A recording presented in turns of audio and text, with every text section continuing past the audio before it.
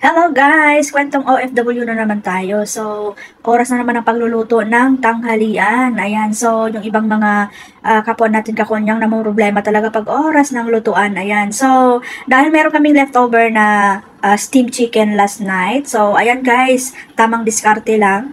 So, hihiwain ko siya ng maliit and then ilalagay ko siya sa lugaw. Ayan, chicken congee yung tawag dito. Ayan, so nag-prepare ako ng luya at saka ng garlic dyan para panggisa ko. So, ayan guys, no, kailangan mayroon tayong sariling diskarte dito sa bahay ng amo natin kung paano tayo makakatipid, kung paano tayo magluto. Ayan, so, ayan guys, sayang naman yung natirang chicken na yan and para maging masarap naman yung aming lunch. Ayan, dahil alam niyo naman yung mga inchik, mahilig sa lugaw. So, naisipan kong lutuin itong natirang manok, lalagyan ng ilagay ko sa lugaw. Ayan, kumbaga sa Pilipinas parang lutong arroz caldo. Ayan. So, ayan guys, paborito din po yan ni Lolo at yung mga alaga ko kasi nga mahilig sila sa konji-konji. At syempre si Madam din. Ayan guys, so medyo marami-rami din yan. Kasi dito sa bahay ng amo ko, pag tinatawag ko na leftover, hindi na masyadong nilang pinapansin, hindi na nila masyadong kinakain. So, sayang naman. Ayan. So, dito sa bahay ng amo natin guys, hindi porket mayayaman yung mga amo natin, waldas din tayo. Syempre, yung mga amo na yan, kahit na mayayaman yan, nagtatrabaho pa din yan sa araw-araw para sa kanilang daily living. Ayan, 'di ba? So, magtulungan tayo, guys. Ayan, kunwari pagdating sa kuryente, sa tubig, magtipid din po tayo kasi syempre, nagtatrabaho din yan sila para sa kanilang pang-araw-araw, 'di ba?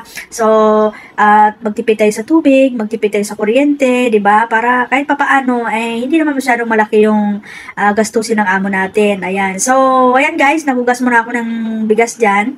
And then i-ready ko na siya. Konti lang naman yan guys, isang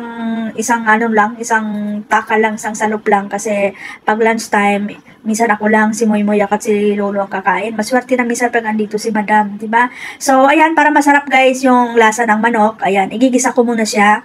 Ayan, para matanggal yung langsa niya. At the same time, para masarap din po yung lasa. Ayan. Minsan hindi ko alam kung yung luto ko dito ay lutong Chinese ba or lutong Pilipino. Basta luto lang ako ng luto guys, ayan, lalo na pag kami lang andito, kumbaga bahala na, di ba? At saka maswerte ako kasi hindi naman maarting kumain yung si Lolo at saka si Madam. Pag andito yung amo ko na laki, medyo choosy sa pagkain kagaya nung alaga kong panganay. Pero pag kami lang dito, bahala na kung ano lang yung isa-serve ko. Yun lang din po yung kakainin nila, di ba? So, ayan guys, no? Wag tayong magsayang ng pagkain, wag tayong magsayang ng blessings, ayan. Kung may mga leftover tayo sa ref, ayan, pwede po natin diskartihan yan kung paano natin lulutuin.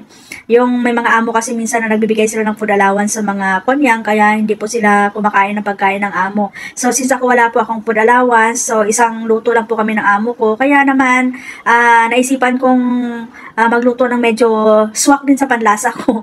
Ayan guys, no? At saka, syempre, swak din sa panlasa ng mga alaga ko. Ayan. So, igisa-gisa ko siya guys sa luya. Dinamihan ko yung luya dyan.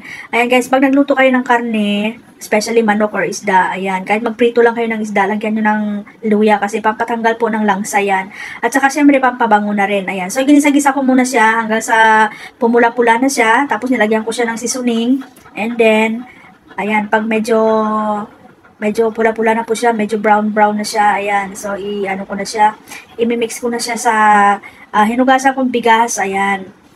So, ayan guys, no, matuto din tayong magtipid sa bahay ng amo natin kasi yung mga amo minsan nag-observe lang din yan pag nakita nilang parang nagtutulungan tayo sa buhay nila, nakakaramdam din po yan sila ng nakakaramdam din po yan sila ng tuwa at saka alam din po nila kung paano nila i-appreciate yung mga ginagawa mo. Diba? Lalong-lalo na guys sa mga pagtitipid.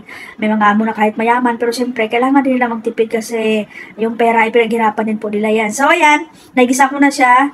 Ayan, nilagyan ko siya ng, pinabango ko siya guys, parang medyo sinunog-sunog ko yung garlic na dyan para talagang mabango. Parang arroz caldo nga po ang dating. So, ilagay ko lang siya sa inugasang bigas and then lulutuin ko siya sa rice cooker ng 1 hour. So, ganyan po guys, kabilis ang luto dito sa ibang bansa, di ba? Napaka-simple, napakabilis.